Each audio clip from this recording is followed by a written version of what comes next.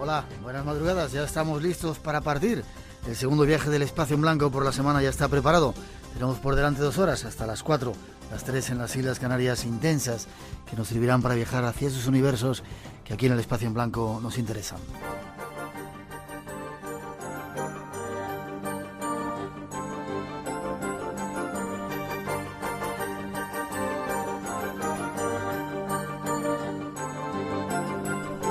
Nuestro viaje de hoy nos lleva hasta un país mágico, el Perú.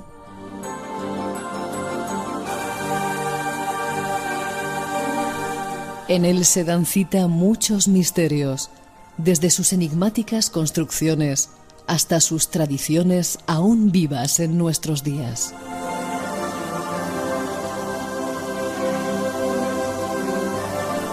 Durante los próximos minutos queremos hablaros de todo ello.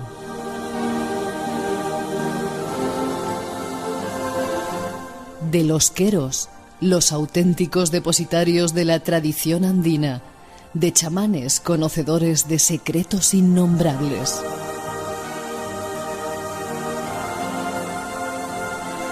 De antiguas creencias aún hoy vivas y de misterios como las piedras de Ica.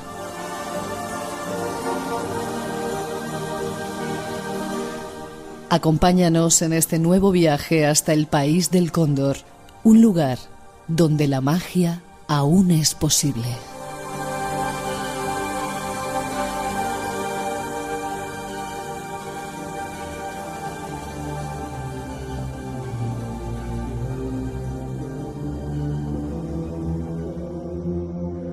¿En Perú la magia todavía es posible? Así es. Sí. Todavía es posible. Es posible ahora mismo. Déjame que te presente. Rosa María Zamora Torres, nacida en Yucay, en Urubamba, un lugar...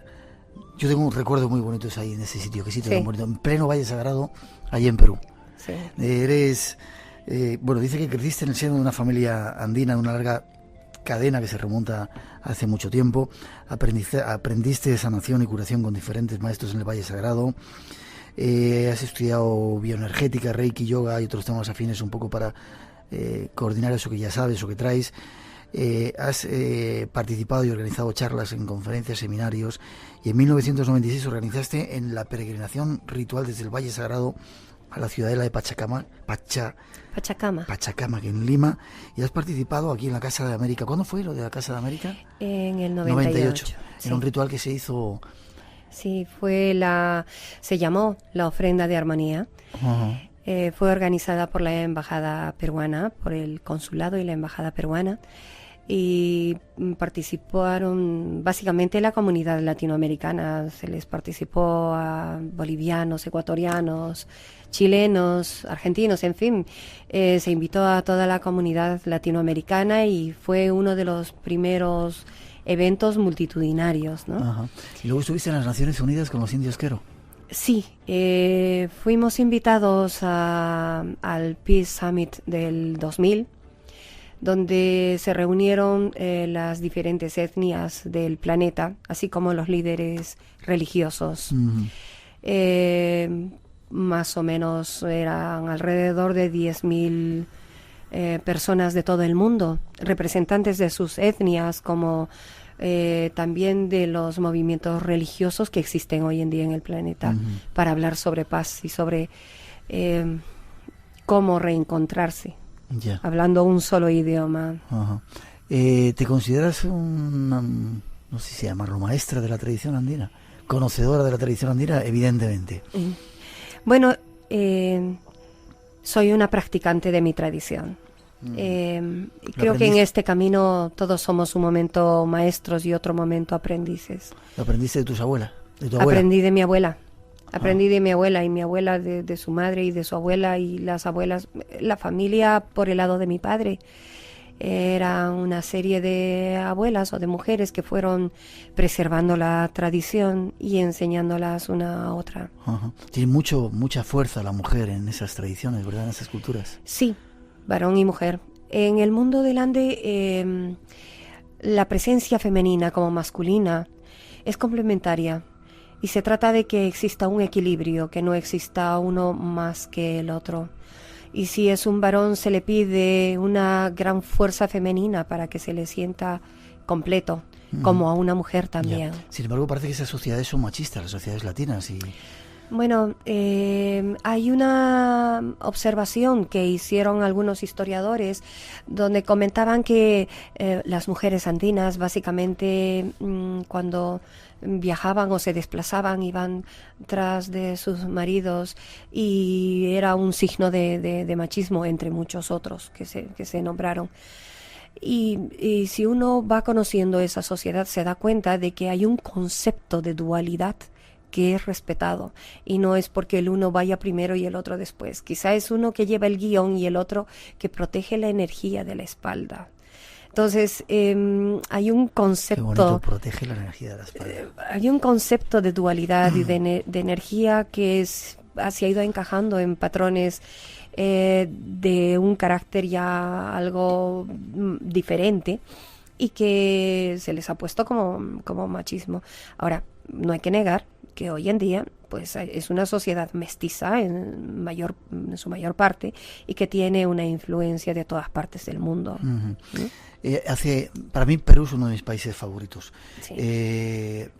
Pero me doy cuenta que cuanto más voy, Sí. menos cosas conozco y más necesidad tengo de profundizar y de entrar, porque es como abrir una puerta y te das cuenta que hay una sala con cantidad increíble de cosas y hay que ir detalladamente viéndolo todo, ¿no?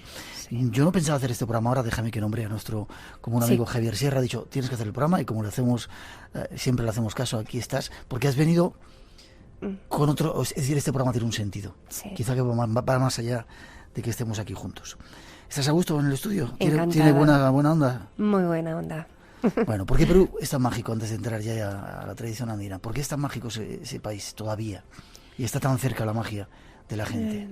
Mira, el mundo del Ande es un mundo que ha sido construido,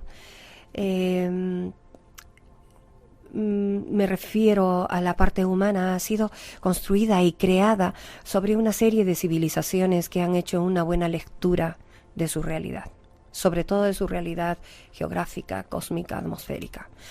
Y lo que ha hecho es entender que debe de haber una unidad entre su lectura y su modo de vida. Y la lectura que ellos tenían era que debían de ser absolutamente coherentes con la naturaleza que compartían. No solamente el Perú, sino los demás lugares de este mundo latinoamericano hoy en día tiene una serie tanto de microclimas como una serie de aspectos geográficos. Por lo tanto, cada uno tiene una expresión desde su composición geográfica a su composición atmosférica, que permitían diferentes tipos de vida. Eso hizo que el hombre andino, al leer estas características, supiera cómo debía dirigir su vida. Esto le fue llevando a una unidad, no solamente con la naturaleza, sino a una expresión social, económica, política y filosófica espiritual. De tal manera que toda este conjunto de expresiones hicieron del hombre del Ande un hombre unido a una naturaleza que consideró que no tenía más privilegio que ninguna otra. Se consideró en el mismo privilegio o característica de vida que la naturaleza animal, que la naturaleza vegetal, mineral, que la rodeaba. Y su coexistencia la concibió como consecuencia de un gran factor hacedor de ese universo, al que le llamó Illa Texemuyo Pacha y Achachej, que en castellano vendría a ser como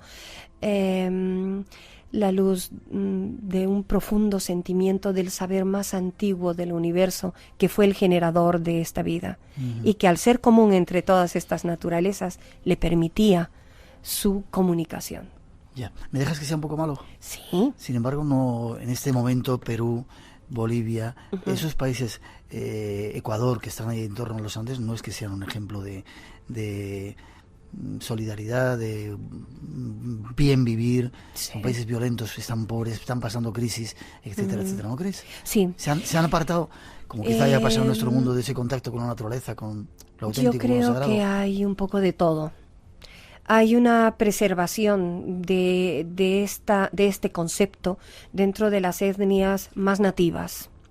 Hay un rescate de este concepto dentro de un mestizaje, de un nuevo mestizaje que está recuperando y rescatando estos conceptos al darse cuenta que este es el mejor elemento de coexistencia entre los pueblos de Latinoamérica.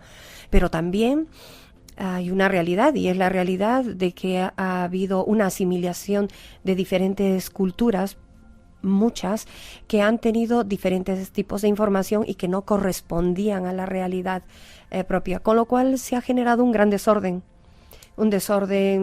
ecológico, un gran desorden económico, un gran desorden espiritual, en fin, de tal modo que en este momento lo que se ve son muchas etnias que lamentablemente van perdiendo de su tradición.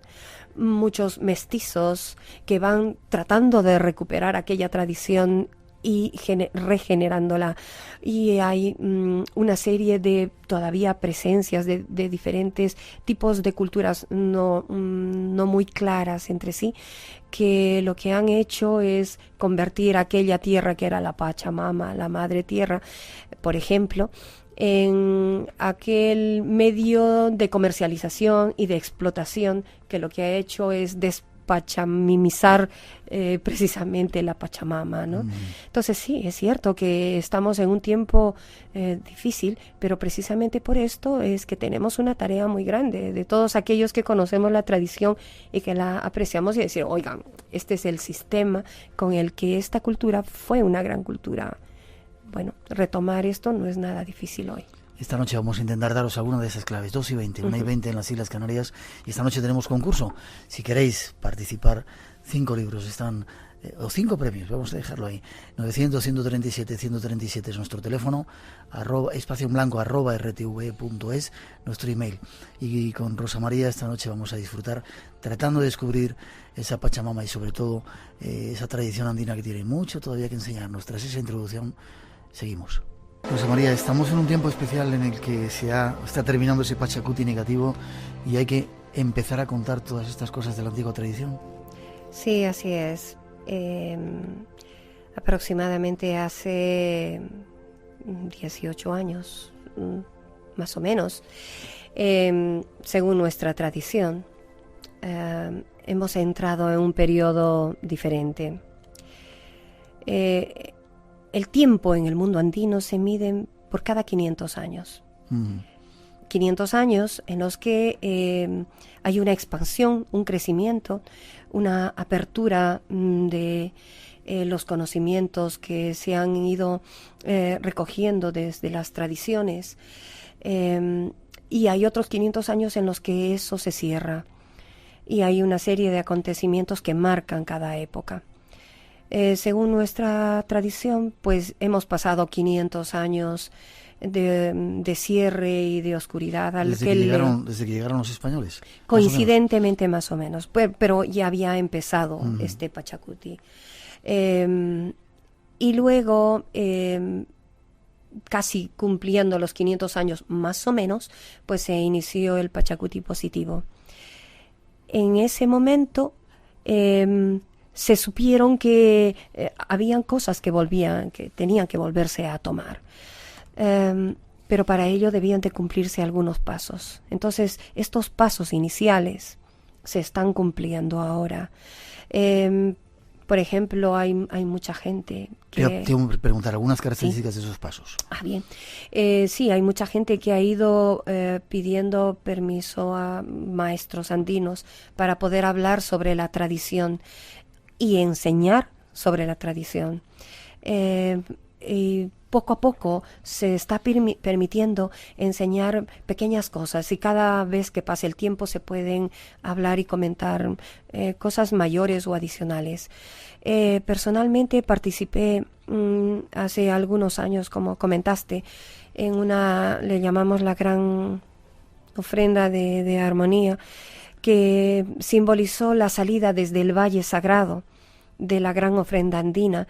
Hicimos un peregrinaje desde el Apu, la gran montaña sagrada, y Yaguamán, al Valle de Yucay, y de allí fuimos hacia Pachacama, que participamos en un evento también con representantes de la ONU en esta ofrenda de armonía. Y luego de allí pues vinimos aquí a España en el 98 para completar aquel ciclo. Como tendiendo puentes. Así es. Tengo muchas preguntas que hacerte, o sea que Bien. te pido que si puedes ser sintética. Bien. En la tradición andina se habla de los apus son las montañas. Sí. Hablábamos ahora mientras preparábamos el programa que quizá bueno, cuéntame eso, ¿qué son los apus? ¿Y quién vive en los apus? Bien. En las montañas, esas increíbles que hay. El mundo del Ande, en Latinoamérica existe una gran cordillera, que es la cordillera de los Andes, y existen una serie de montañas de diferentes alturas.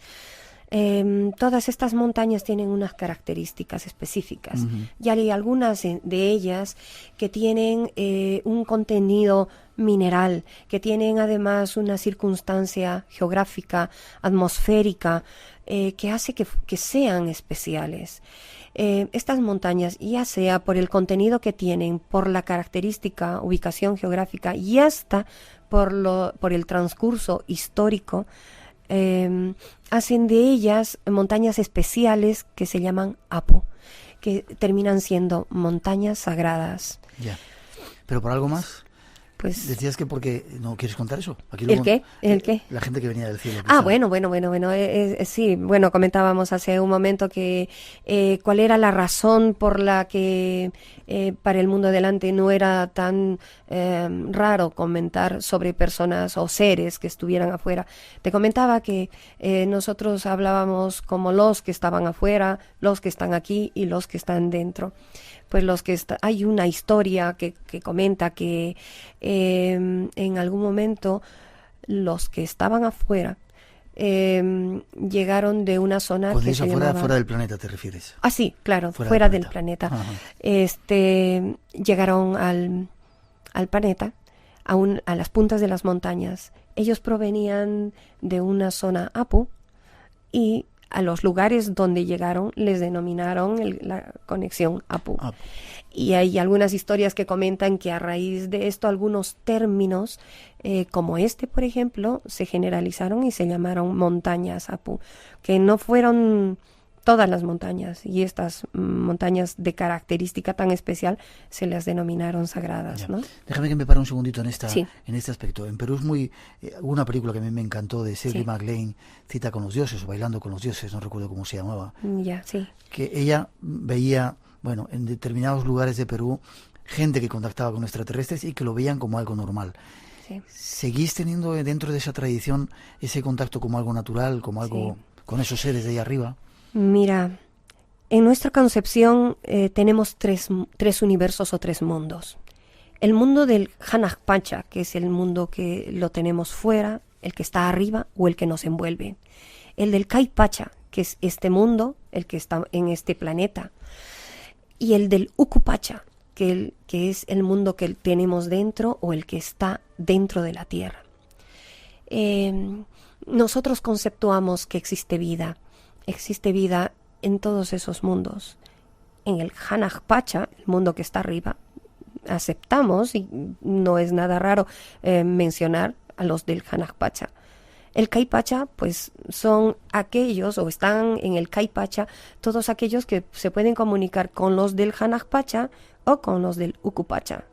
El Ukupacha, pues se habla de los Rumiruna, de los seres de piedra que viven dentro de, y tenemos muchos mitos y tradiciones historias. ¿Dentro de la Tierra? Dentro de la Tierra, sí, que hablan de ambas conexiones. Entonces, cuando tú vas a una comunidad antigua y hablas del Hanajpacha, también te hablan de los que viven en el Hanajpacha. Es una conversación natural. Ya, 2:30, 1:30 en las Islas Canarias, 900, 137, 137. Déjame, te dejo descansar, que veo esa agüita. Tenemos que hacer un recuerdo y seguimos esta noche hablando de la tradición inca, de la tradición de los Andes. Ya veréis qué cantidad de cosas interesantes nos va a contar nuestra invitada. Entra en contacto con nosotros 900-137-137. Espacio en Blanco, en Radio Nacional de España, con Miguel Blanco.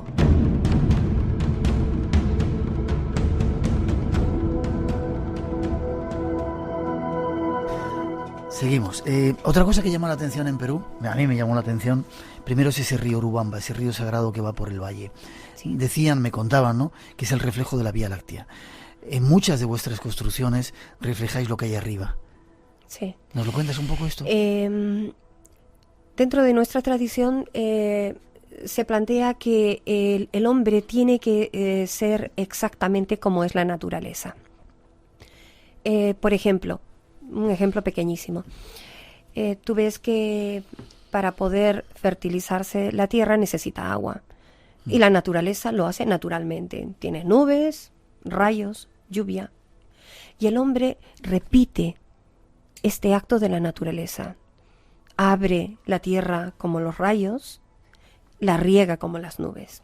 Pues bien, como esta circunstancia, pues lo hace todo.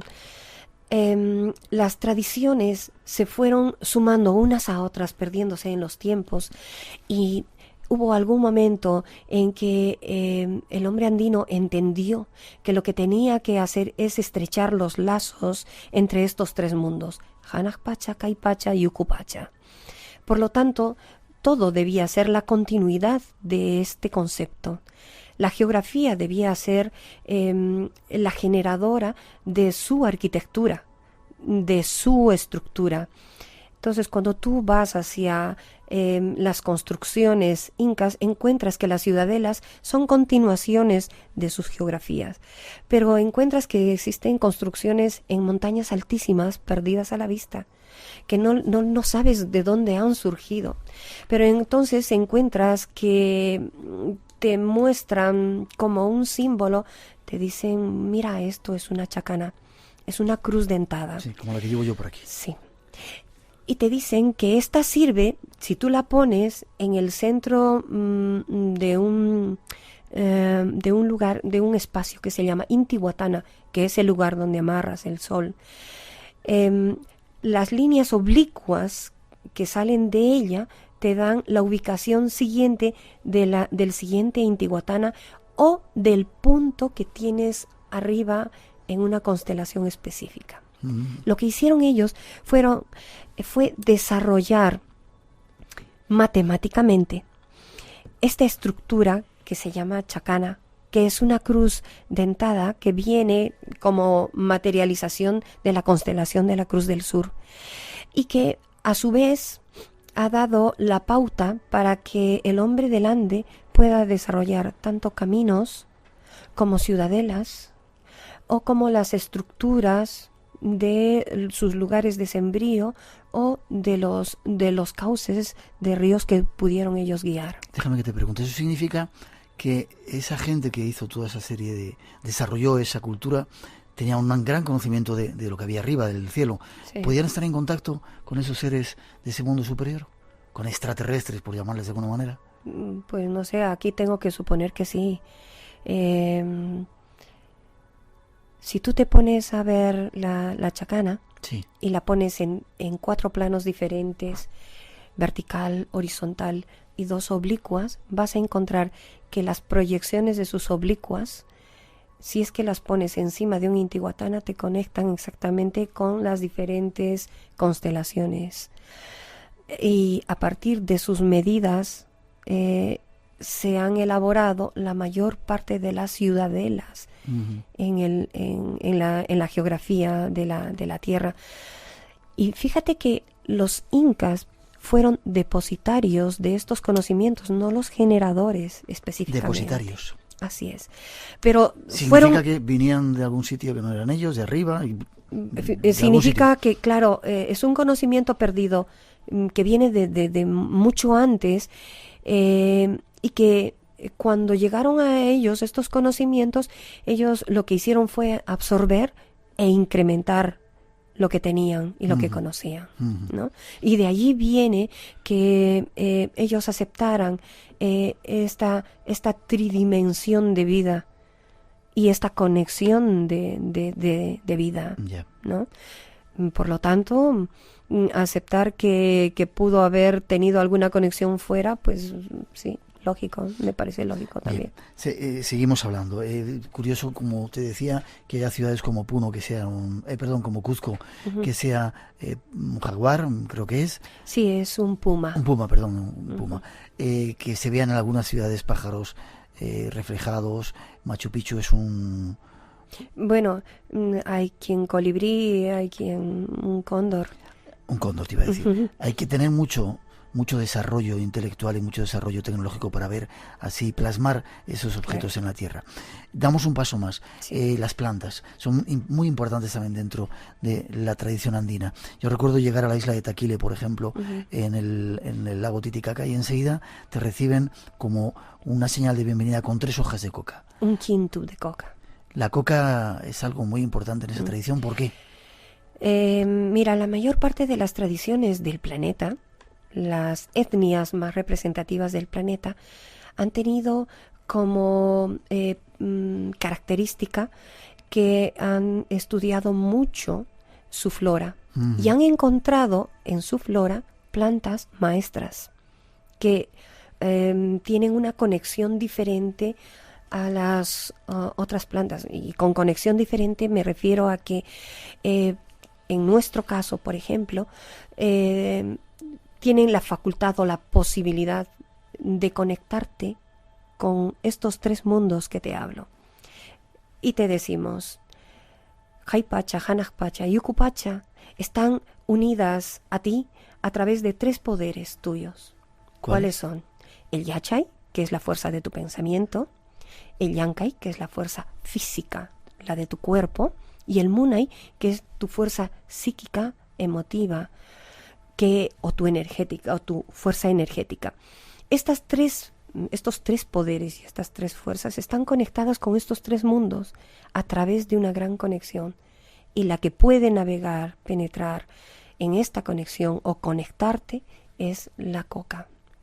Por eso se te da 3 hojas de coca que simbolizan estos 3 poderes y estos 3 mundos. Qué curioso. 900, 137, 137. Nos ha fallado en ese momento la música. Es nuestro teléfono por si queréis intervenir esta noche preguntando algo, participar en el programa. Estoy dando simplemente saltos, porque es muy difícil. Quiero que te hagas, si te apetece, asiduo al programa para que nos sigas contando y descubriendo todo esto. ¿Te parece? Sí. Los pacos, ¿quiénes son los pacos en este mundo vuestro, en esta tradición? No hay chamanes, decíamos. ¿Hay otro tipo de personajes que son? Bueno, sí. El tema es que cuando tú hablas de chamán, ya sabes, tienes la idea, ¿no? De qué es. Pero en el mundo del Ande, el paco es aquel que ha podido entrar en un trabajo profundo, en un conocimiento profundo, tanto de su farmacopea, de las técnicas diversas de curación, como también de la parte ritualística, la parte espiritual, la parte social, económica y hasta política. Entonces, un paco es una persona que no solamente está dentro de del manejo del tema curativo, del tema de la sanación, porque el concepto en el Ande, el concepto de salud es un concepto de equilibrio en sus diferentes órdenes. Si la parte social no tiene un equilibrio, entonces no tiene salud. Por lo tanto, lo lógico era que hubiera personas que tuvieran un conocimiento de todas estas áreas o que pudieran intervenir en todas estas áreas. Entonces, tú puedes encontrar en alguna comunidad un paco que tenga que ver con la parte política, que tenga que ver con la parte económica y social y representativa de su comunidad. Cosa que no siempre es en el tema chamán. El tema chamán pues está asignada a la parte de curación y ritualística, básicamente. Ya. Damos otro pasito más. Hemos visto, incluso cuando hemos estado en Perú, que se utilizan plantas de poder. Sí. Recuerdo que en Yucay hicimos una experiencia con San Pedro. Sí. Se siguen utilizando todavía, o se han utilizado evidentemente en la tradición andina esas plantas. ¿Para entrar en contacto con los dioses? ¿Para qué? ¿Son alucinaciones o realmente lo que vives con esas experiencias es real? Mira, las plantas maestras, que son estas plantas ayahuasca, San Pedro, coca. Coca no nos referimos a la droga, sino a la planta. No, coca, la Sí. hoja de coca. La hoja La de hoja de coca coca. no es droga. Ajá. Bien. Cuando hablamos de estas plantas maestras, nos referimos a plantas que tienen la capacidad de conectar en alguna esfera de tu cerebro y que tiene la posibilidad de colocarte, como decían algunos médicos y estudiosos hoy en día en nuestro mundo de hoy, en estados alternos de conciencia. No de inconsciencia, ni un estado alterado de conciencia. Alternos, has dicho. Es un estado alterno de conciencia. Estas plantas, tanto el ayahuasca en la selva, San Pedro en la costa y en las sierras y en todo el mundo andino, la coca, son plantas que no deberían. Mira, yo soy una persona que siempre está a favor de hablar mucho de las tradiciones, pero en este caso no debería salir de su contexto. Al salir del contexto pasa que este tipo de plantas son transformadas en vulgares alucinógenos que no tienen ni portan el espíritu con el que las culturas las han ido trabajando, con una ritualística profunda, un respeto y un cuidado profundo, un respeto al cuerpo humano que ha hecho que estas plantas sean guías conductoras de sus vidas, conductoras de sus destinos. Es difícil encontrar una de estas características cuando una de estas plantas se saca de su contexto y las vas a vender o las vas a administrar en lugares que no tienen ni idea de lo que están tomando, y menos del cuidado que hay que tener como lo tienen en los pueblos. Yeah. Te comento algo más. Sí. Para poder hacer, por ejemplo, San Pedro o ayahuasca, el maestro, el paco, el mesero, te hace 3 días de purga, te 3 limpia el cuerpo, te prepara el cuerpo, te pide un tipo de alimentación, y el rito que se realiza es un rito que tiene 3 niveles: el nivel de tu actividad interior, el nivel de tu circunstancia física y el nivel energético, que es aquel que él se encarga de cuidar. Entonces, si tú no tienes un conocimiento de lo que estás haciendo, cuando tú administras estas plantas fuera de este contexto, lo que estás transmitiendo a esta otra persona que no conoce nada es que esto provoca diversas reacciones orgánicas, como alucinantes, que en realidad no lo son. Ya. Antes de pasar a ver a los queros, preguntan cómo ves de la tradición andina la vida después de la vida. ¿Existe? Sí, la vida después de la vida existe, sí. ¿Morimos y a dónde vamos? ¿O qué pasa con nosotros? Morimos, no tenemos un cielo, no tenemos un infierno, tenemos un espacio en el que recreamos la propia vida. ¿Recreamos la propia vida? Así es, porque en algunos casos, algunos mitos y leyendas se cuentan que después de haber estado en un espacio recreando, reparando tu vida, retornas a esta vida en una vida nueva. ¿Reencarnación? Que exactamente te iba a decir esto, que en algún momento se puede considerar como una reencarnación, y en algún otro momento se puede considerar como una adopción de otra persona. Esto es, que no siempre se puede volver hacia un cuerpo nuevo, sino se puede volver a acompañar en la energía de un cuerpo que está viviendo. ¿Como una posesión salvando las distancias? Sí, salvando las distancias, como dices, porque si tú ves en algunas otras tradiciones, te cuentan que cuando mueres, parte de tu energía se evapora y otra parte se queda en la persona que más lo necesita, que está cerca a ti. que no es la andina, pero que sí en algunos mitos se cuentan de que el retorno no es específicamente a vivir otra vida, sino a acompañar o a complementar una vida que tiene una misión o un destino desencadenante de algo específico. 2:45, 1:45 en las Islas Canarias, 900-137-137, nuestro teléfono, por si queréis intervenir. Tenemos tema para largo. Hay una segunda introducción. Esta mujer que está con nosotros, este ser que está con nosotros, estuvo con los indios Quero, que son una etnia bastante desconocida y misteriosa. Queremos dar los datos.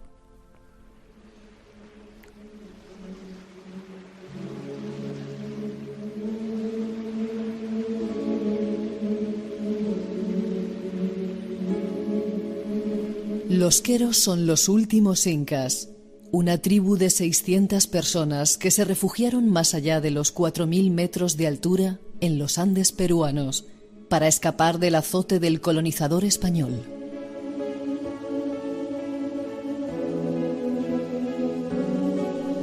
Durante 5 siglos, los jefes de la tribu Quero vivieron prácticamente aislados del resto del mundo. Han conservado una profecía sagrada sobre un gran cambio, o Pachacuti, en el que el mundo daría la vuelta, la armonía y el orden se restablecerían y llegarían a su fin el caos y el desorden.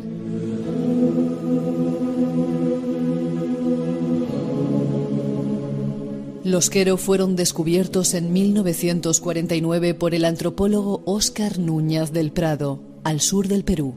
La primera expedición occidental a las aldeas de los Quero se realizó en 1955.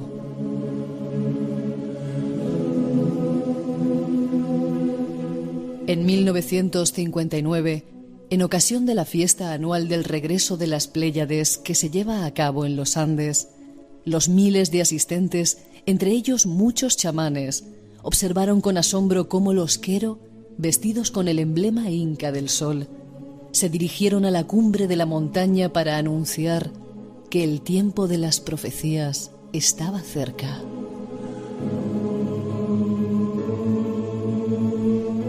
En noviembre de 1996, un pequeño grupo de queros, incluyendo el líder de la tribu y el jefe chamán, visitó varias ciudades de Estados Unidos en cumplimiento de sus profecías, entre ellas Nueva York, donde celebraron una ceremonia privada en la Catedral de San Juan el Divino.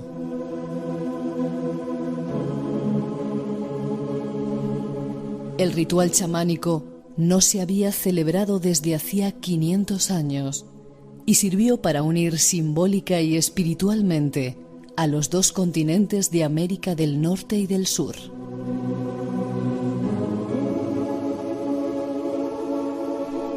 Según una antigua profecía, este es el momento del gran encuentro llamado Mastai y la reintegración de los pueblos de los 4 puntos cardinales.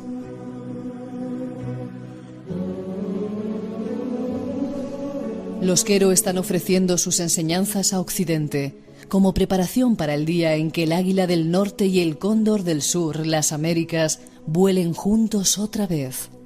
Ellos creen que Munay, amor y compasión, será la fuerza guiadora de esta gran unión de los pueblos.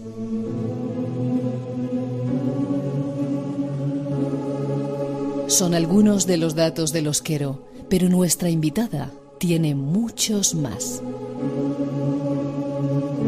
¿Te parece bien lo que hemos dicho, Rosa María? Sí. ¿Te gusta la voz de nuestra locutora? Se llama Rosa como tú, Rosa Rodríguez.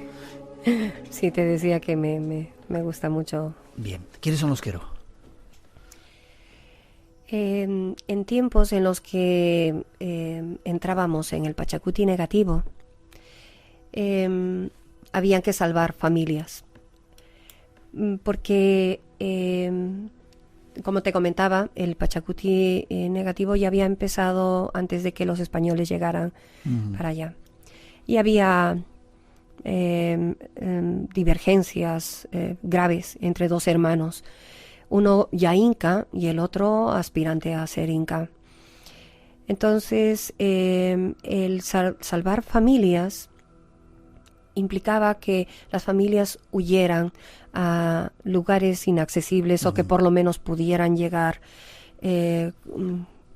con mucha distancia de los sucesos o salvar hijos y salvar familias enteras.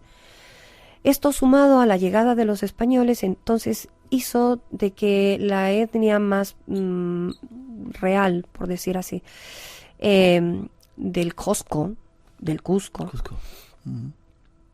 se refugiara en las alturas de la Usangate.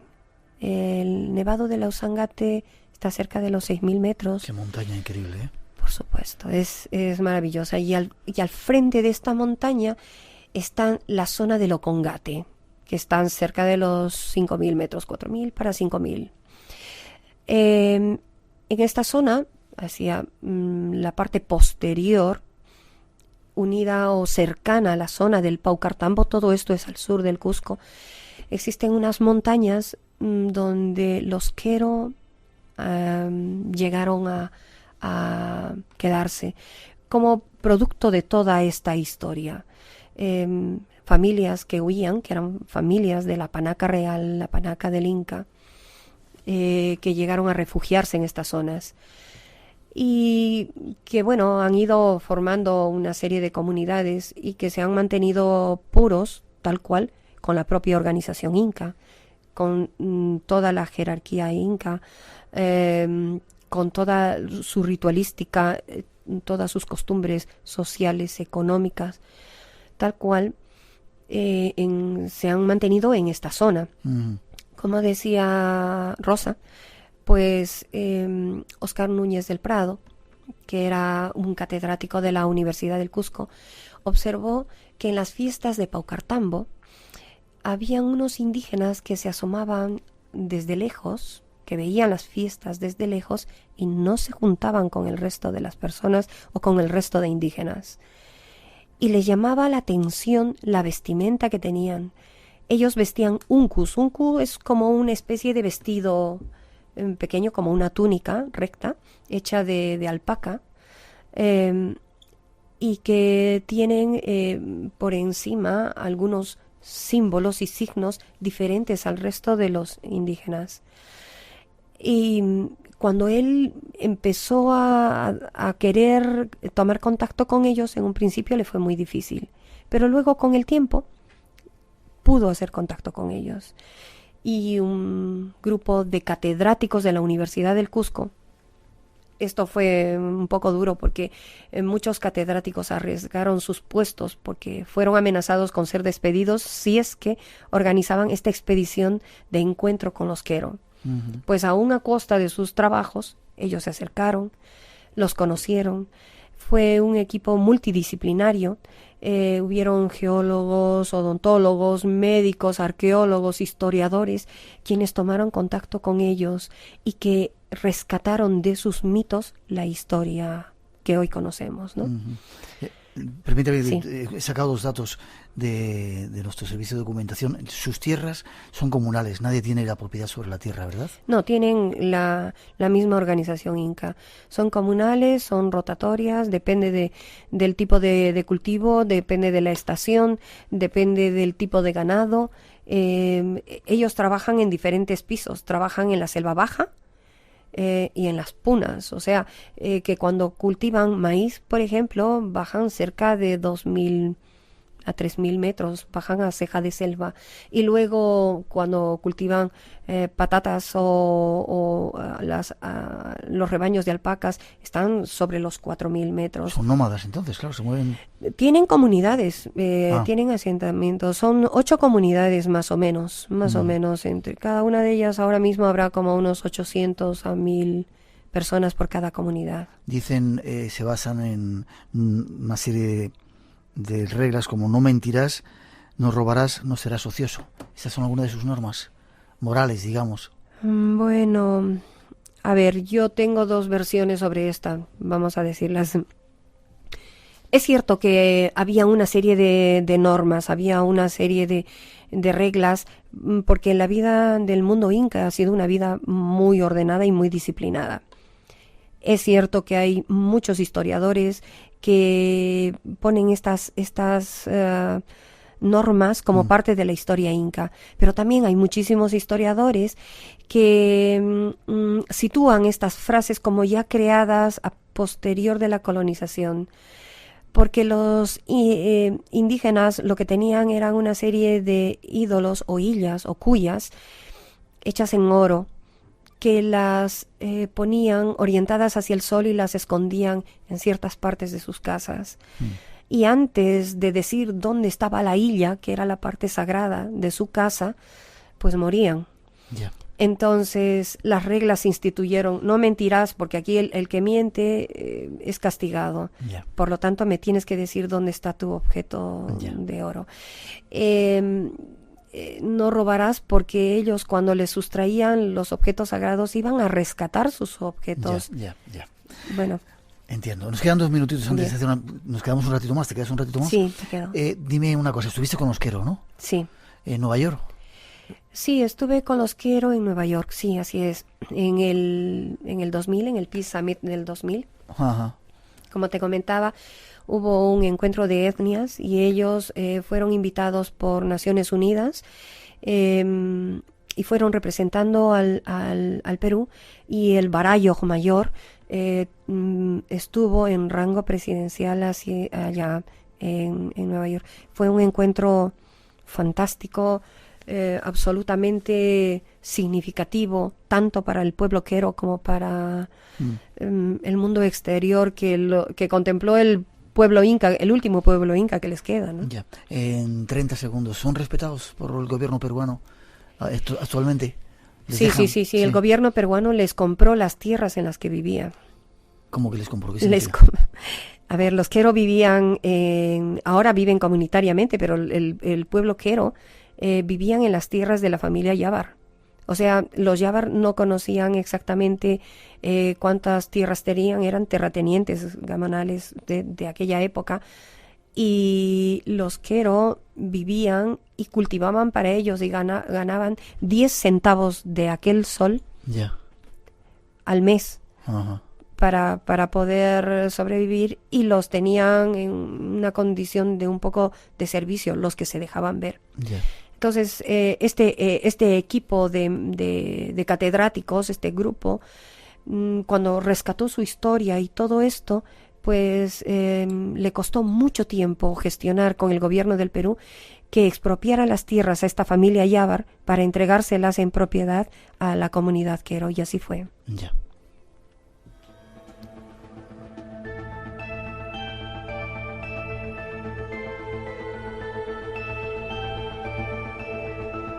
Casi 59, 1:59 en las Islas Canarias. Tenemos que hacer una mínima pausa. Llegan las noticias de las 3, las 2 en Canarias, y si queréis continuar con nosotros después seguimos. Hay algunos datos más que queremos daros, algunas tradiciones, y empezar a preguntar si hay seres tan mágicos como nos han contado ahí en Perú, y luego daros una noticia. Rosa María está preparando una especie de curso sobre la tradición andina que yo creo que merece la pena. Hablaremos de las piedras de Ica con otro experto también, y otros cuantos temas aquí esperando en este espacio en blanco de hoy. 900, 135, 137, 137, repetimos, 900, 137, 137 nuestro teléfono por si queréis participar. Hoy hay concurso y tenemos 5 premios esperando. No os vayáis, que hay una segunda y apasionante hora del espacio en blanco aquí en Radio Nacional. 3:06, 2:06 en las Islas Canarias. María José Cascante toma los mandos de nuestro mágico sonido. Estamos en Radio Nacional de España. Comienza la segunda hora de este apasionante viaje que estamos haciendo por la tradición andina, y tenemos todavía mucho que contaros. Las piedras de Ica vienen después. Todavía están ahí pensando si son auténticas o si no son auténticas. Tenemos un auténtico especialista para darnos su punto de vista y los últimos datos que hay acerca de ellas. 900, 137, 137 es nuestro teléfono por si queréis intervenir. Tenemos un concurso, 5 premios. Vamos a sortear entre toda la gente que quiera participar esta noche, y seguimos con ese viaje que estamos haciendo por Perú después de esa introducción que ofrecen nuestros compañeros.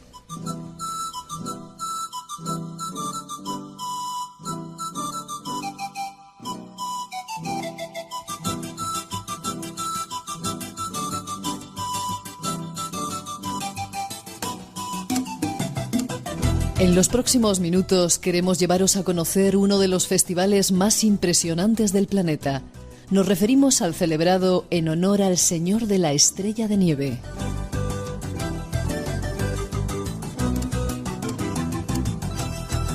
Se trata de una de las expresiones de la espiritualidad andina más profundas. Una fiesta celebrada todos los años en lo alto de Cumbres Nevadas, en un peligroso viaje al que se unen miles de personas en la luna llena del mes de mayo. El festival de Koyurriti atrae a un gran número de campesinos de las regiones circundantes, dividida en dos mitades: Paucartambo, grupos quechuas de las regiones agrícolas del noroeste del santuario, mientras que los Quispicanchis incluye aymaras de las regiones pastorales al sureste. Ambas mitades hacen una peregrinación anual trayendo comparsas de bailarines y músicos en 4 estilos principales: chunchu, colla, ukuku y machula. El evento principal se lleva a cabo por los ukukus, que suben a los glaciares sobre el monte Colquepunku para traer de vuelta bloques de hielo que se dice que son medicinales. Viajemos hacia esa montaña del Señor de la Estrella de Nieve. Viajemos hacia ella. Hemos puesto este ejemplo, Rosa María, porque quizá para preguntarte, eso es una antigua tradición, si se siguen manteniendo las antiguas tradiciones. Tú has participado en esta, no sé cómo decir, en este peregrinaje, sí. ¿Has participado? Sí, todas las veces que he podido, desde que era muy jovencita. Dentro de nuestra tradición, el Koyurriti es casi el símbolo del encuentro de todas las naciones, el encuentro de todas las etnias. En tiempos anteriores a la colonización, significaba el encuentro de los 4 suyos, de la gente de las 4 direcciones. Luego, como decía en la introducción, los más notables eran los Paucartambo y los Quispicanchis, son naciones o etnias que durante mucho tiempo fueron quizá los que más participaban de esto. Pero hoy en día participan todas las naciones. Cuando te refieres a naciones, etnias. Etnias. Sí, lo que pasa es que el término naciones allá se ha utilizado para nombrar a los lugares de origen, pero no porque sea un país o una cosa diferente, no. Bueno, y además tenemos presencia de gente de Bolivia, de Chile, de Ecuador. Dentro del mundo incaico, como te digo, era el punto, el momento en el que se encontraban las naciones de los 4 suyos, y los 4 suyos no solamente era Perú. Yeah. Bueno, pero Koyurriti es hasta el día de hoy quizá el rito más antiguo que existe. ¿Sí? Koyurriti hoy en día está representado por un señor, el señor de las nieves, el señor de Koyurriti. Pero en realidad Koyurriti es el momento en que tanto la luna como Venus y el planeta toman un punto de encuentro, y la montaña del Colquepunco, durante unos instantes en la luna llena de mayo, se tiñe de rosado. Y entonces son solo instantes en los que los ukukus o pabluchas, que están en el nevado, en la parte superior de todo aquel lugar, saludan el encuentro, saludan aquel encuentro. Se realiza un tincuy o un encuentro donde se hermanan las etnias.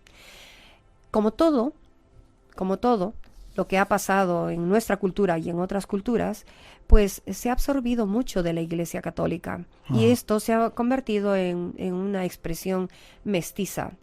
La que se realiza en la hollada del Sinajara es la expresión mestiza. Hay una capilla en la que se ha construido una iglesia sobre aquella gran huaca que era la huaca representativa de Koyurriti. Encima de esta huaca se ha pintado un Cristo que se dice que apareció y que luego lo hicieron retocar con 2 colores y luego salieron muchísimos colores, pero la verdadera historia es que encima de la gran huaca se hizo pintar un Cristo y encima de ella se hizo construir una capilla. Los indígenas del momento, como sabían perfectamente qué era lo que estaba pasando, pues lo que hicieron fue abrir delante de la gran huaca, de la gran piedra, abrir una ventana que miraba hacia el Cusco, como correspondía a una gran huaca mayor. Y bueno, la iglesia hizo poner delante de aquella ventana, le hizo poner una cruz. Y los del mundo andino, como supongo que serán muchas culturas, pues lo convirtieron en una apacheta. Una apacheta es un lugar de saludo al gran Apu. Entonces, todo va así. Hay una mezcla interesante y hay una simbiosis interesante en esta parte.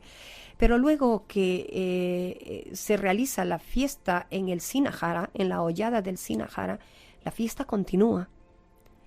Y la gente que se ha juntado por cientos de miles, casi 200.000 personas, indígenas de todas partes. 200.000 personas. De todas partes del mundo andino, hoy más todavía, porque hay de todas partes del mundo ahora.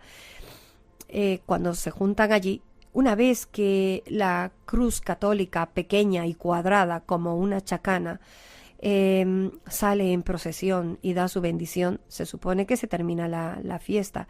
Pues no, la gente lo que hace es subir por el costado de esta gran montaña e irse a un lugar mucho más alto todavía, donde se realiza el verdadero Inti Raymi, y en quechua antiguo se llama el Inti Huayrán Poste, que es el saludo al sol cuando toca por su primer rayo en ese momento al planeta, y lo hace en forma escalonada. De ahí viene una serie de símbolos que tienen que ver con el sol naciente en forma escalonada.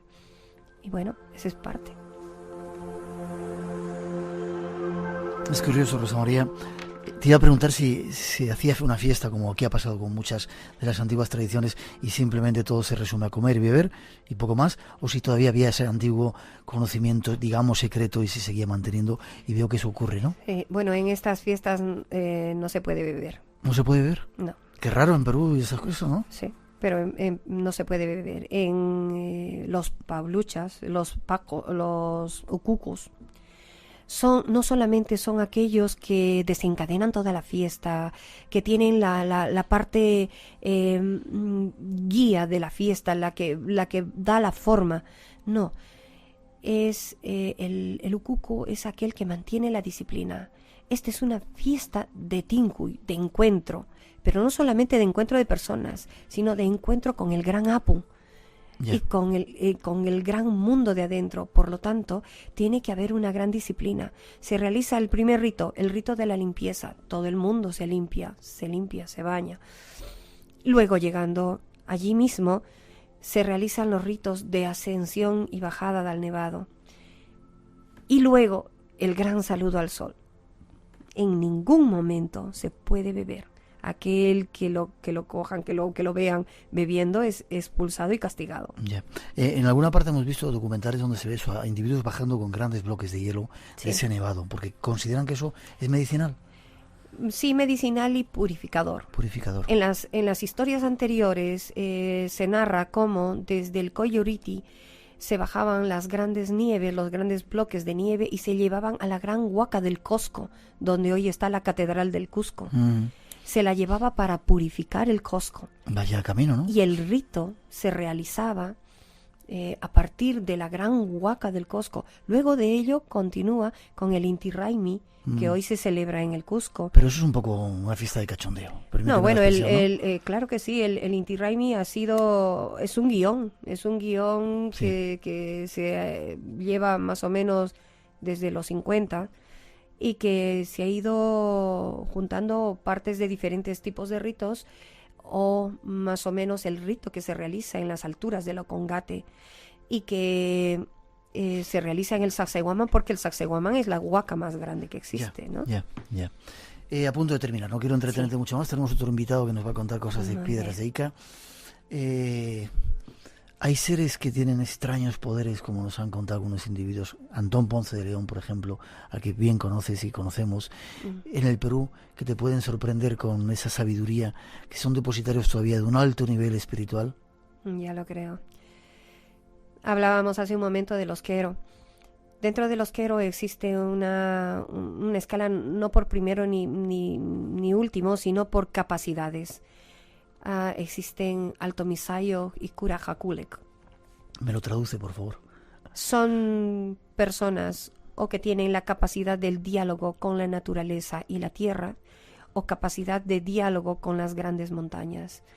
Estos van hacia las montañas mayores, que tienen la característica de tener fenómenos atmosféricos muy fuertes, como rayos. Ajá. Entonces, por ejemplo, un Curajaculec es aquel que puede dialogar con el rayo.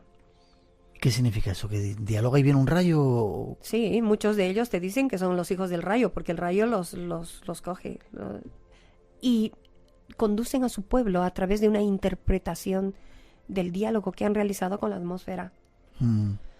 Luego te dicen que su diálogo con el gran Apu tiene tales o cuales características. Y entonces, sobre estas traducciones es que los pueblos se guían.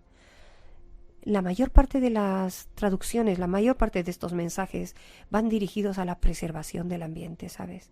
A la preservación de los ríos.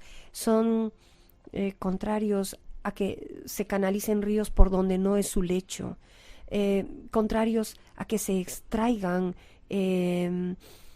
árboles o flora de donde no deben de extraerse. Ellos dicen que la mayor parte de los cerros mueren cuando se les quitan sus vestidos o la flora que tiene encima. Luego son protectores, muy protectores de los animales, y ese diálogo o la capacidad que tienen ellos de diálogo se manifiesta casi siempre en consejos sobre este tema. Entonces, al final termina siendo un mensaje más que universal. Decir, protejamos al planeta, protejamos nuestro entorno, protejamos que seamos una comunidad de coexistencia con la naturaleza y no una comunidad que se sirva de ella. En fin, sí hay personajes con grandes capacidades y con grandes poderes, y los queremos plantear desde este punto de vista, pero son personas que tienen la capacidad de hacer una visualización, una reflexión, una meditación tan profunda que sean capaces de conducir a la humanidad a un rescate planetario. ¿Cuántas cosas hemos perdido? Quizá, lo decíamos ahora, ¿no? En Perú todavía tengamos esa tradición toda completa. En otros lugares del mundo tenemos pedacitos, ¿no? Ahí está toda completa. Quizá nos pueda servir eso para entender y asimilar el resto de las tradiciones, y quizá darnos cuenta que venimos del mismo sitio, que hay conexiones con el mundo egipcio, como decíamos, con el mundo maya, con Europa. Sí, al final sí.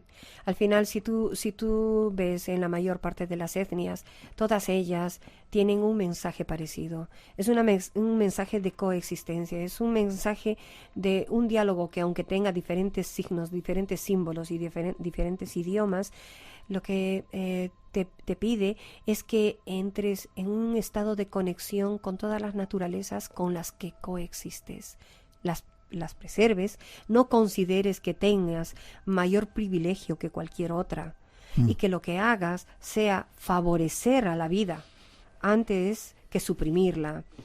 La mayor parte de estas etnias, como hoy en día en el mundo andino, te dicen que, o te recuerdan que la mayor parte de las civilizaciones han hecho que sus propias civilizaciones sobrevivan en las mejores condiciones en el planeta cuando han observado estas características de preservación, de protección, de generación de la vida.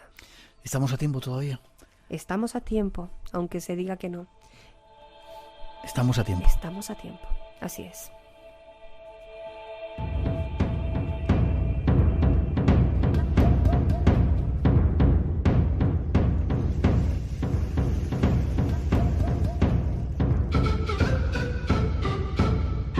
María, yo no te conocía, pero ha sido un placer que hayas estado en el programa. Te va a tocar, quizá sin saberlo, eso, o sea, hacer de puente entre ese mundo de allá, el mundo andino, y este mundo nuestro, para enseñarnos conexiones, caminos, formas de comunicación. Vas a hacer un curso trabajando en todo esto, ¿no? Sí, así es. Como tú dices, haré un poquito el papel de chacaruna, de persona puente. Chacaruna se llama. Así es. Pues lo que haré, después de haber consultado, preguntado y pedido todos los permisos posibles, es hablar de esto que estamos hablando ahora. Consultado y pedir permiso a los maestros de los Andes. Así es. Del Perú. Es que aunque tenemos la libertad de hablar, pero siempre queda el tema de pedir permisos para saber hasta dónde se puede hablar y que sí, que no. Pues haremos un curso que tenga que ver sobre la parte informativa de esta cultura para conocerla un poco más.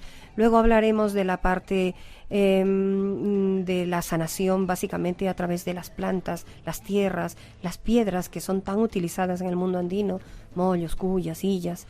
Haremos viajes de estudio allá y entraremos en un diálogo y en un trabajo íntimo con todos estos personajes allá en Perú. Y luego tendremos un curso final donde entraremos a la ritualística profunda y a la espiritualidad profunda del mundo andino. Y que bueno, están invitados todos los que quieran. Yo me apunto. ¿Formas de conectar contigo? Pues se puede llamar al teléfono... Espera, tomad lápiz y papel. Hacemos una mínima pausa. Tomad lápiz y papel y apuntar ese número que seguramente os va a servir de mucho.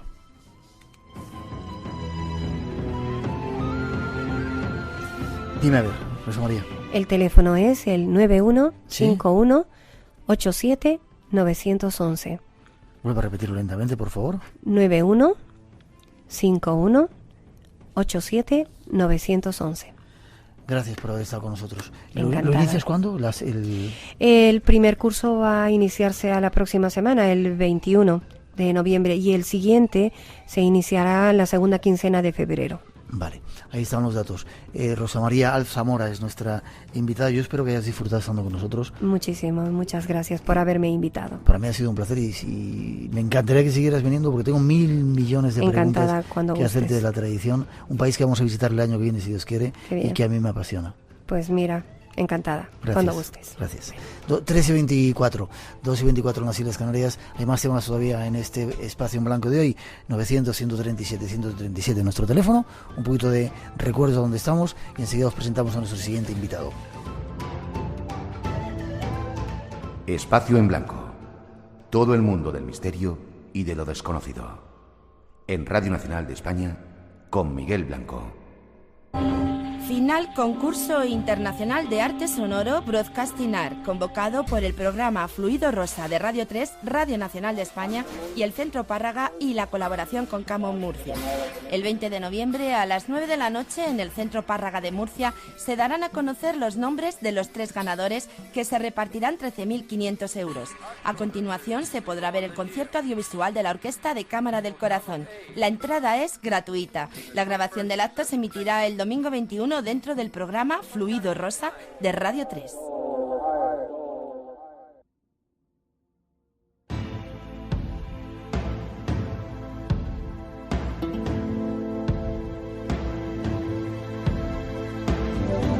y 25, 2:25 las Islas Canarias. Seguimos en directo y había aquí un invitado calladito durante todo este tiempo, escuchando lo que decía. Qué increíble lo que cuenta esta mujer, ¿no?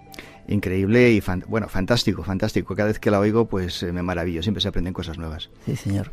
Vicente París, buenas noches. Buenas noches, Miguel. Hacía mucho tiempo que no nos veíamos, ¿eh? Bastante, efectivamente. Tú sigues por ahí investigando con tus cosas y... Es inevitable. Cuando tienes sometido en vena, pues no puedes parar. Parar. ¿Y Perú es uno de tus sitios? Sí, por supuesto. Yo creo que me pasa como a ti, ¿no? O sea, en el momento en que empiezas a conocerlo, no puedes parar de... O sea, no puedes evitar volver una vez y otra vez. Incluso a veces te quedan sitios por visitar porque regresas a los mismos. Regresas a los mismos lugares porque te siguen atrayendo, porque siempre aprendes cosas nuevas. Ya, es increíble, sí. Contigo vamos a hablar de un tema que nos llama mucho la atención y en el cual tú eres un experto. Déjame que pongamos una pequeña introducción. Detrás de eso hablamos Piedras de Ica, una de las, dicen, misterios de la humanidad, aunque para otros muchos es un fraude. Vamos a ver qué opina nuestro invitado. Son las 3:29, 2:29 en las Islas Canarias y para eso está nuestro invitado. ¿Y cuándo descubriste tú las Piedras de Ica, Vicente? Era yo un adolescente. En realidad fue cuando salió las primeras noticias en España.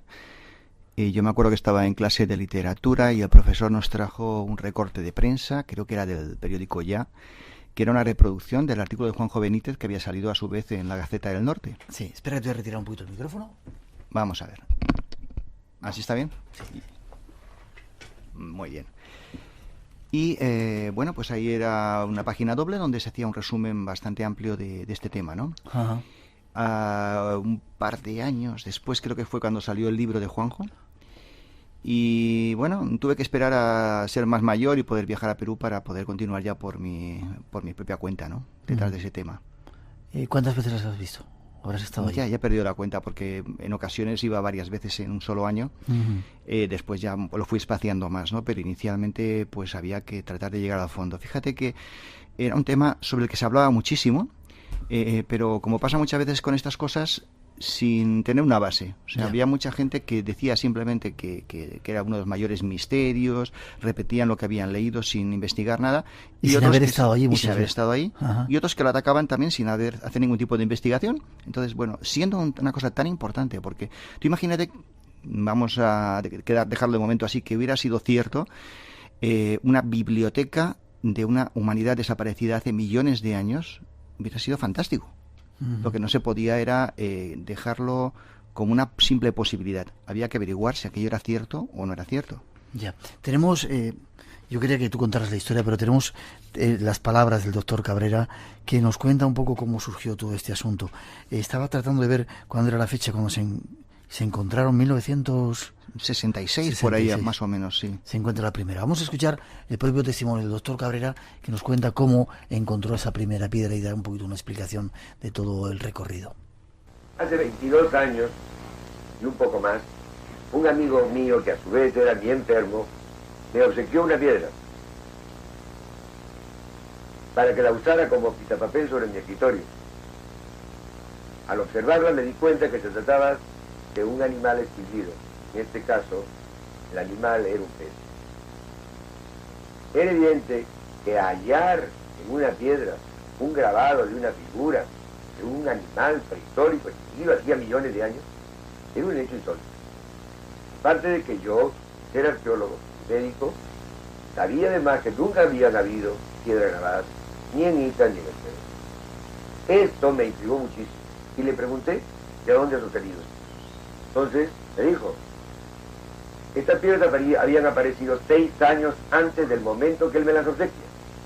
Y las habían visto todos los arqueólogos del Perú, e incluso extranjeros. Pero como las figuras que aparecían o eran muy antiguas como estos animales extinguidos, o eran algunas inentendibles, eran otras que en realidad parecían muy modernas, como por ejemplo instrumentos que son recientes, todo esto los hizo dudar y pensar que estas piedras estaban recién hechas por las mismas personas que decían que las habían encontrado.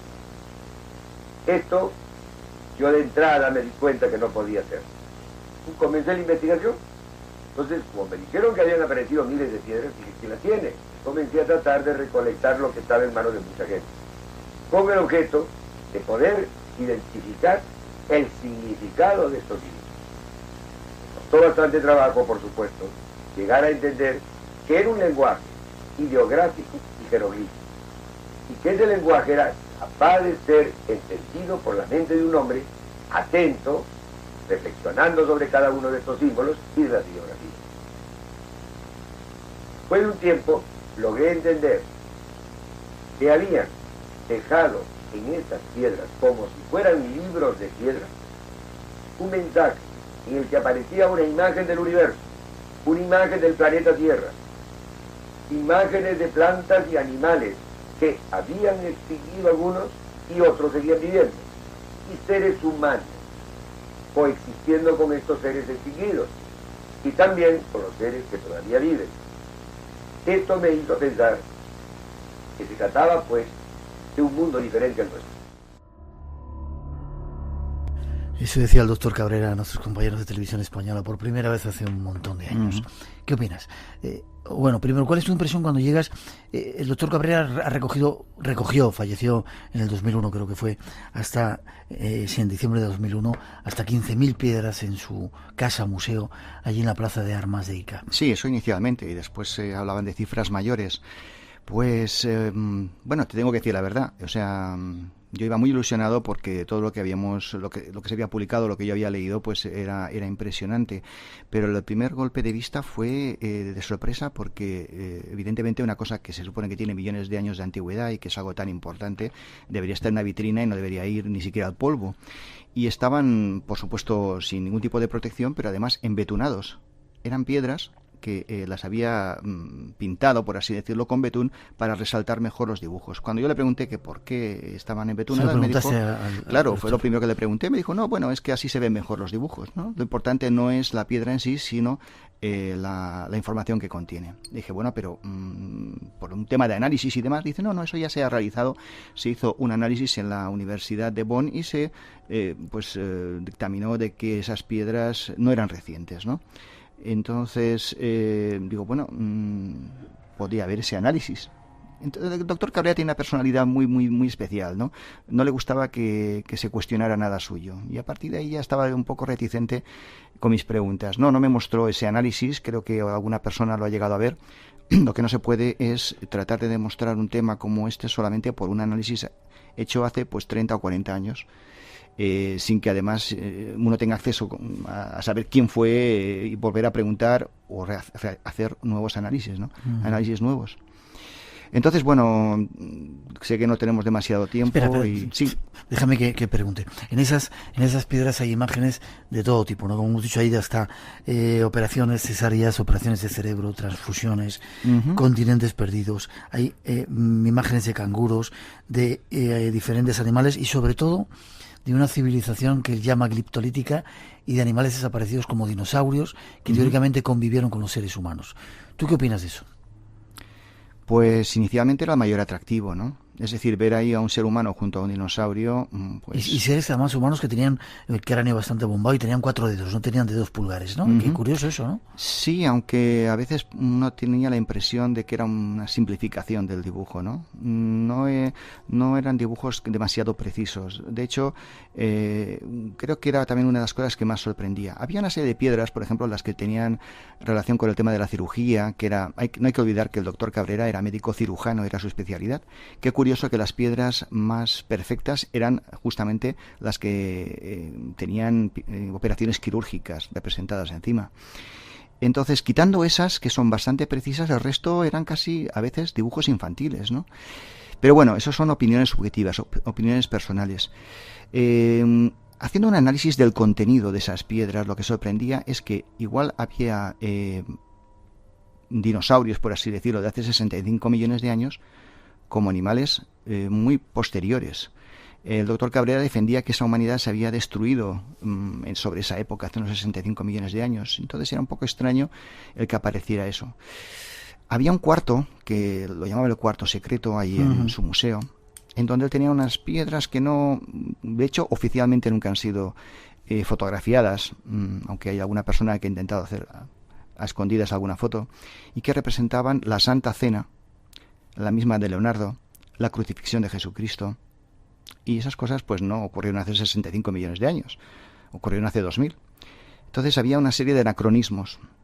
A partir de ahí surgía la duda de si había piedras auténticas y otras piedras que se las habían colado, ¿no? ¿Cuál es tu tesis acerca? ¿Tú crees que es un fraude? ¿Las piedras chicas son un fraude? Yo realmente siempre estaba buscando la piedra auténtica, entonces lo que empecé a hacer fue descartar.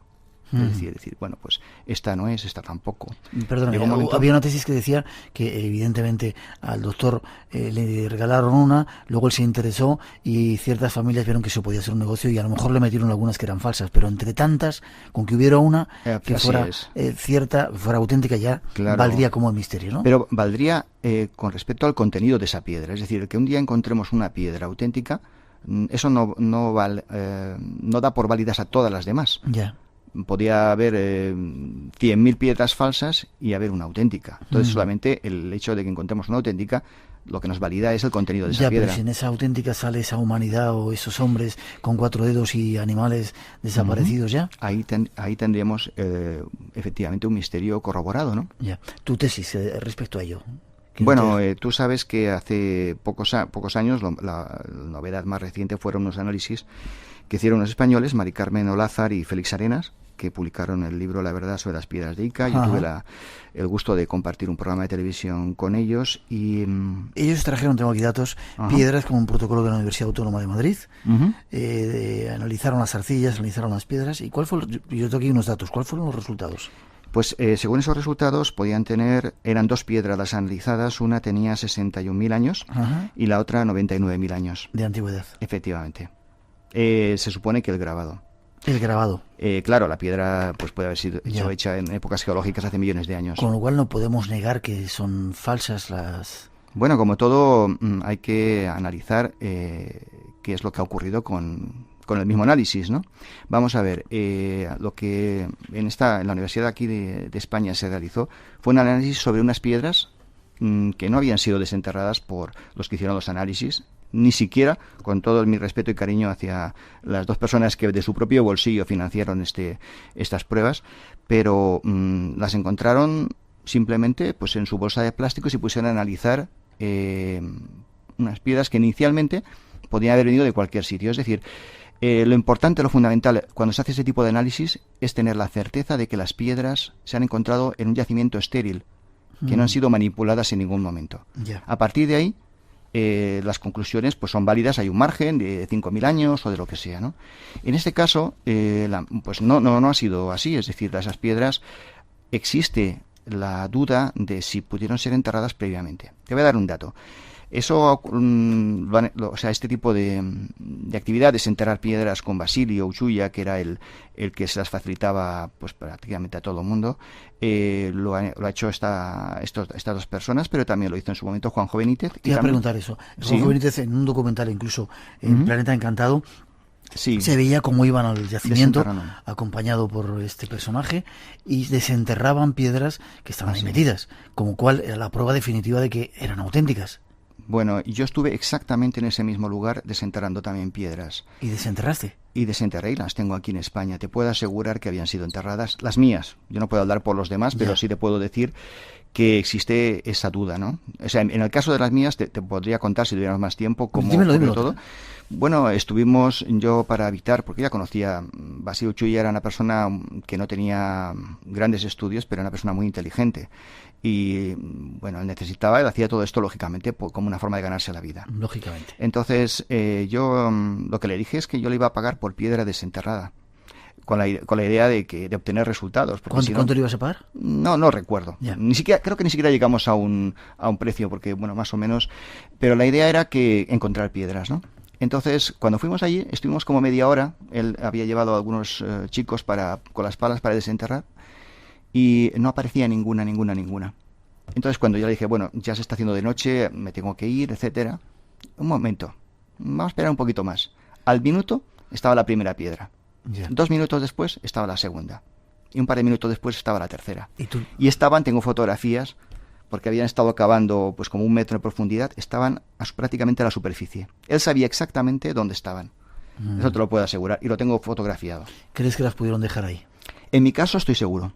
Ahora, en el caso de otras personas no lo sé. Sin embargo, Juanjo asegura en ese programa, están ahí las imágenes, que en ese sedimento donde aparecen las piedras que ellos vieron, hasta 10 me parece, no había pisado nadie, estaba pelmazada la tierra, había que extraer las piedras de ese lugar. Mira, Miguel, yo he estado hablando con arqueólogos ahí, les he preguntado porque tú sabes que hay piedras que han sido desenterradas, sobre todo ya hace años, por arqueólogos. Hasta 1500, tengo aquí el dato, en 1968 habían Bueno, pero desenterradas muy pocas, o sea, hay en algunos libros además son piedras pequeñas y piedras que tienen no hombres gliptolíticos, sino llamas, peces, cosas mucho menos trascendentes, ¿no? Pero bueno, el asunto es que yo pregunté concretamente a arqueólogos que están muy relevantes allá en la zona de Ica, y me dijeron que incluso a los propios arqueólogos se les podía engañar si no iban con demasiado cuidado. Porque un arqueólogo lo que está buscando es desenterrar con cuidado las cosas que aparecen, ¿no? No está buscando exactamente ni el fraude ni nada por el estilo. Ica, y me imagino que tú has estado ahí porque has estado por todas partes de Perú, es un lugar muy rico arqueológicamente. Ahí es muy fácil conseguir material antiguo y mezclarlo con material nuevo. Las personas que están en ese lugar tienen técnicas para envejecer tanto piedras como madera, etcétera, increíbles, que dan perfectamente el pego. Y yo diría que, bueno, lo he dicho siempre, es decir, para hacer un análisis riguroso sobre una piedra que supongamos que es auténtica, paralelamente tenemos que darle a los que van a analizarlo una piedra similar, falsa, me refiero que haya sido realizada en la actualidad, y por supuesto que el laboratorio no sepa ni siquiera que una de ellas puede ser falsa. Ya. A partir de ahí podemos obtener datos fiables. Ya. Se decía incluso que utilizaban algunas veces, le daban una cabra el objeto, se lo comía y luego cuando lo expulsaba... Sí, eso lo hacen bastante, creo que en Egipto. En Egipto, sí. En Egipto. Y allí se decía que se metía también en estiércol de pollo, excrementos de animales... Ese es el método peruano. Lo dejan ahí, eso se... En Perú utilizaban sobre todo estiércol de burro, por ejemplo. Le ponían un poco de queroseno para quemarlo y luego... Esa pátina de antigüedad era la pátina que era más oscura. Yo creo que puede perfectamente incluso inducir a error con muchos métodos de análisis. Ya. No hay ninguna universidad, ningún estudio que haya dado un dato exacto de lo que si son o no son auténticas esas piedras de Ica. Bueno, tú fíjate, por ejemplo, en los análisis que hemos mencionado, que se da para dos piedras distintas la edad de 61.000 años y 99.000 años. Ajá. O sea que hay una diferencia entre la primera piedra y la segunda de 30.000 o 40.000 años. Casi nada, sí. ¿Cuánto es la civilización egipcia? ¿Cuánto ha durado? Si hablamos de 5.000 años, por ejemplo, ¿qué son 5.000 años en relación a 40.000 años? Yeah. Entonces no tiene mucho sentido. O sea, ese tipo de análisis lo que nos está demostrando es que hay algo raro ahí. Yeah. Y el doctor Cabrera tenía también otra habitación secreta donde no solamente había piedras, sino había barro, había figuritas de barro que él también aportaba como una prueba más de que eso era auténtico. ¿Qué piensas de ello? Bueno, pues ahí fue una especie de encerrona que le hice yo a raíz de un artículo que saqué en una revista, en la revista Año Cero, pues lo reté. Le lancé el reto de que, bueno, mira, se han hecho estos análisis en España, unos análisis que hicimos, en donde las piedras que yo he traído de muestra, pues han aparecido como falsas. Y yo le pedí una sola piedra auténtica para analizarla en España con la promesa de devolvérsela. Y él no quiso. Entonces, a partir de ahí, bueno, yo saqué ese artículo. Como digo, le lancé ese reto sabiendo que yo no iba a obtener los resultados, que sería otra persona, ¿no? Y fueron dos, por una parte Iker Jiménez de España y Erik von Daniken de Suiza, quienes tuvieron la primicia de las arcillas famosas. Esas arcillas, pues en un principio parecía que era un campo nuevo, pero cuando yo fui a Perú, el mismo Basilio Chuya me enseñó cómo se fabricaban. ¿Sí? Las fabricaba él mismo con barro, las recubría con otro barro distinto de color azul, también las quemaba como las piedras de Ica, y había un detalle, bueno, había muchos detalles, pero uno que realmente me convenció, como que eran falsas también las del museo, ¿no? Yo estuve con la hija de Javier Cabrera en el museo, me dejó entrar una última vez en el cuarto secreto, y ahí tenía una de estas arcillas, y le dije, un momento, yo esta arcilla no la he visto en mi vida. Digo, pero estoy casi seguro que si la levantamos debajo va a haber unas rayitas horizontales. La levantamos y efectivamente ahí estaban. ¿Qué significaban esas rayitas? Eran Basilio, cuando fabricaba, porque estaba húmedo ese barro, lo colocaba encima de un trozo de cartón ondulado. Ya. Y las dimensiones coincidían exactamente. Eres un poco perro tú, ¿no? Hay que serlo a veces.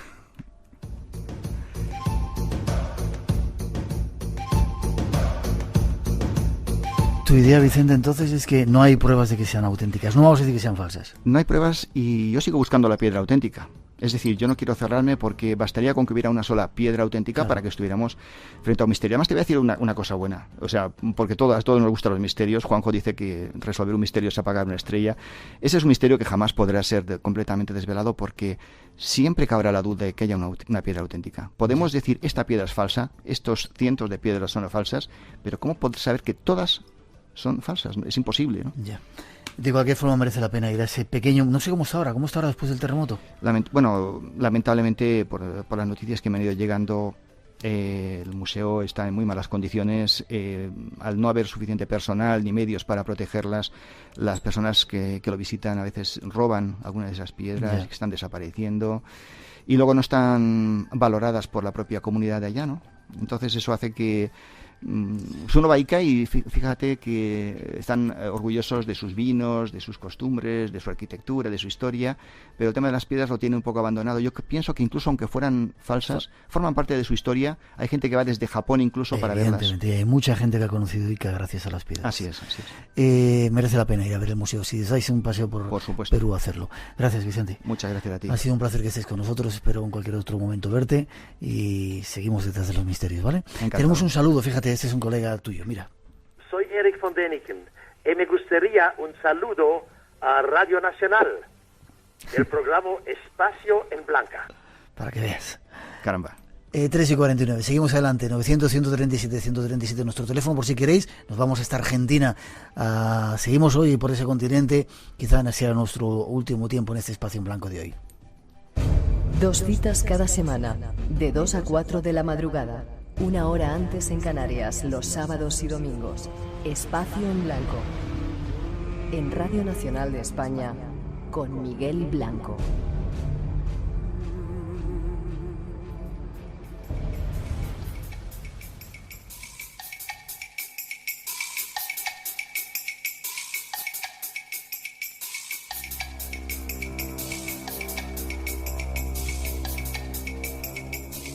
Y nos vamos hasta Capilla del Monte, en Argentina, una ciudad, una villa, no sé cómo llamarla, una ciudad famosa por la cantidad de fenómenos misteriosos que allí se dan, desde extrañas luces hasta el bastón de mando y otro montón de cuestiones que dentro de poco seguramente iremos a visitar.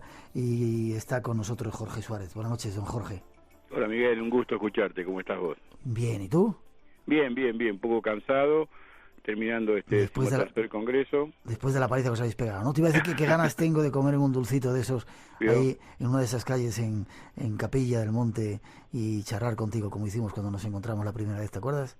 Miguel, amigo, usted sabe que lo único que tiene que hacer es venir y acá estaremos esperando con los brazos abiertos. Vale, prepara el dulce. Ha habido un congreso estos días, el 5, 6 y 7 de noviembre. ¿Cómo se llamaba, Jorge? ¿Organizado por el CIO? Sí, 13º Congreso Internacional de Tecnología, Camino a la Exopolítica. Camino a la Exopolítica. ¿Por qué eso de Camino a la Exopolítica? Me llama la atención, Jorge. Bueno, porque creemos que es el concepto que es el futuro de la ufología, ¿no? Ya que servirá también, Miguel, para tratar de que los medios de prensa de temas generales entiendan que hay un concepto científico para estudiar este tema, alejado del mal llamado fenómeno ovni, ¿no? Que yo creo que ya con toda la información que han emitido los grandes investigadores tenemos que hablar de realidades, no de fenómenos. ¿Y ha habido muchas propuestas nuevas en ese congreso, Jorge? Sí, realmente tú sabes, Miguel, que tú fuiste pionero en nuestro congreso allá en el 99 y este año como nunca las circunstancias nos han permitido de pronto traer a la doctora Grete Mendizábal, que es una científica del Observatorio OMA del lago Titicaca, una mujer que ha hipotecado su vida rastreando la presencia de ese alguien más que convivió en el amanecer de los tiempos con la cultura inca.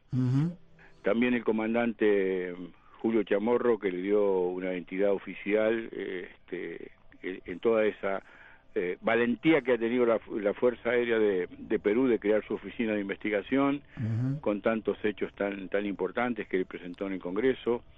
Estuvo también el número 1 de la investigación en Brasil, Ademar Guevaer, que hace unas semanas atrás la Fuerza Aérea de su país blanqueó definitivamente los expedientes secretos de sus pilotos. No solamente eso, sino que han edificado protocolos actuales para que los pilotos hagan declaraciones de sus eventos y fundamentalmente que van a estar al alcance de los investigadores y del público. Yo creo que esto es muy importante. También el señor Oscar Mendoza, que es un investigador veterano de Argentina, Carlitos Diurchur, que creo que ustedes alguna vez lo han entrevistado también ahí en tu programa, nuestro productor de noticias, que es un niño maravilloso que se llama Mario Gorosterrazú, y también un pintor animacional que es un poco el continuador de la historia de Benjamín Solari Parravicini, ya que pinta cuadros por inducción. Y bueno, creo que de las diferentes matices que le propusieron al público, alejados sistemáticamente del fenómeno, bueno, hizo la delicia de la gente, se fue sorprendida, la gente descubre que esto es mucho más que algo que un mito, y cumplimos con el objetivo principal del Congreso, que ya tiene 10 años de vida, de hacer docencia, ¿no? Docencia sin procurar convencer a nadie, que la gente piense luego de recibir información lo que mejor le parezca. Si hay alguien luchador en este mundo, Jorge, sois vosotros, ahí desde el CIO, desde Capilla del Monte, constantemente, primero con las puertas siempre abiertas y lanzando información a los 4 rincones del planeta. Si nuestros oyentes aquí en España quieren escuchar, ver lo que ya ocurrió, ¿hay una forma de conseguir la información? Bueno, en días más va a estar colgada nuestra página, que es ciouritorco.org. Sí. Va a estar en días más, fue filmado todo, toda la documentación, y lo vamos a ir exponiendo por capítulos. Y además, bueno, también invitarlos, tenemos mucha audiencia en España, nuestro programa de radio que va de lunes a jueves, que se puede escuchar también por la misma página. Obviamente nos separa una diferencia horaria bastante importante, pero queda grabado, así que lo pueden escuchar grabado. ciouritorco.org es la página. Sí, y ahí están los links de ingreso tanto al programa de radio como al programa de televisión. Perfecto. Para terminar, Jorge, no te quiero entretener, que tienes que descansar porque te voy a llevar a dar una vuelta por los Terrones y por otros lugares cuando vaya. Todavía recuerdo aquella vez que me llevaste y casi me mataste. Siempre cuento esta anécdota, sí, yo también la recuerdo, Jorge. Qué malo pasé. Y con la gente que nos acompañó tan graciosa, ¿no? Como Manolito Carballari, y el doctor Virgilio Sánchez Osejo. Sí, señor. Realmente lo tenemos eso con un gran recuerdo. Qué mal lo pasé, porque os veía sufrir tanto, pero bueno, así que descansa. Te iba a preguntar, ¿siguen viéndose cosas extrañas ahí en el Uritorco todavía? Sí, por supuesto, y te digo algo, y espero que nos acompañes. El 9 de enero del año que viene se cumplen 25 años de la aparición de la huella del pajarillo, y vamos a ir al Uritorco a transmitir para todo el mundo, si Dios quiere y nos ayuda la tecnología, y recordar aquel hecho que marcó mi vida y la vida de este pueblo. Sí, así que ya está invitado. 9 de enero, me dicen aquí la gente del equipo. 9 de enero del 86. 9 de enero del año que viene, 2011. 2011. Me dice la gente del equipo que que preparamos la maleta, que nos vamos. Sería un placer, Jorge. Pero será un gusto recibirlo y saber que acá lo recibimos con los brazos abiertos y allá iremos todos. Yo todavía sigo impactado de aquella transmisión que hiciste con el amigo Javier Sierra desde la pirámide de Egipto. Eso fue un hito histórico que quedará en los anales de la radio sin ninguna del mundo, ¿no? Seguramente. Así lo queremos también nosotros. Jorge, ojalá podamos hacer el segundo capítulo, o el tercero o el cuarto, allí contigo en el cerro, en la huella del pajarillo ese 9 de enero. Te deseo lo mejor, fuerte abrazo y a seguir luchando, guerrero. Un abrazo, hermano, y un saludo para todo tu audiencia. Un beso para Luz, hasta luego. Gracias, muy amable.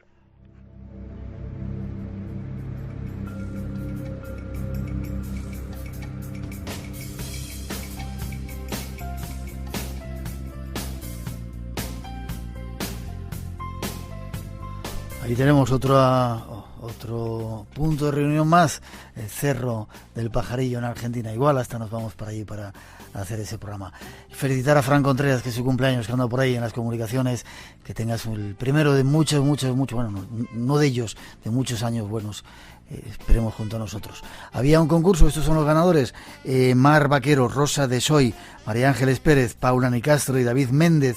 Poneros en contacto con nosotros para vuestra dirección y os mandamos ese regalito del Espacio en Blanco. La próxima cita en Toledo, el día 27, estamos ahí realizando en directo el programa con un buen montón de invitados. Estáis todos, valga la redundancia, invitados. Queremos veros por allí, va a ser una buena forma de compartir y de llenar ese Espacio en Blanco juntos ahí en Toledo. Más información en nuestra página. Disfrutar del otoño. Volvemos aquí en 6 días a la sintonía de Radio Nacional. Esto es Radio Nacional, el Espacio en Blanco, por si os preguntan para eso del EGM. No os confundáis. Disfrutad del otoño con la recomendación de que sigáis aquí en nuestra sintonía. Hasta las 4 os dejamos con un poquito de nuestra mejor música. Feliz semana. Nos vemos en 6 días. Cuidaros.